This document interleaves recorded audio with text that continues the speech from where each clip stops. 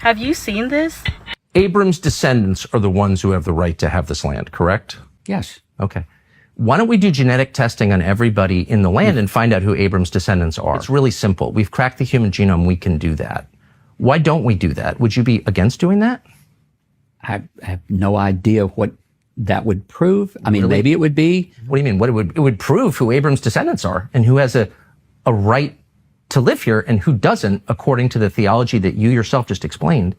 And so I'm very confused as to why we don't do that.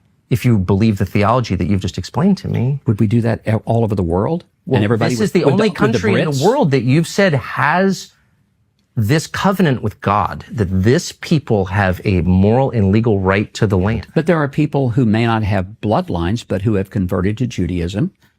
Are they going to be able to live here? Are you going to kick them out? By your standards, they can't live here. Because you just told me that they have a right to live here because God gave them the land because they're the descendants of Abram. The descendants of Abraham. But if they're the spiritual descendants of Abraham and they've now decided that they're converting to Judaism, then do they have a right to live in Israel? Since you began this conversation by asking me, did I think they had a right to come here? Yeah, that's and what my Zionism question is. was, on what basis do they have the right? Yeah. And you said because God granted it to them. And I also said because that there should be a land where Jews can live in peace and safety. And I asked you what a Jew was, and you couldn't answer it. You said it partly is religious, but doesn't have to be. It's partly genetic, but it doesn't have to be.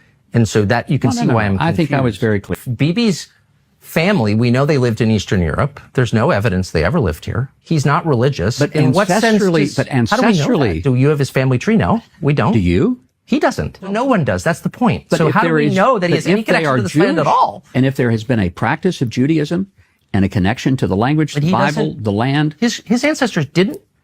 He doesn't practice Judaism in any rigorous way.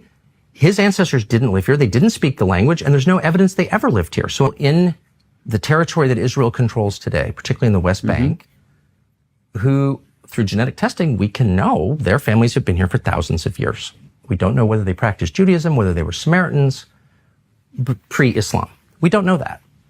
A lot of them we know have been Christians for 2,000 years.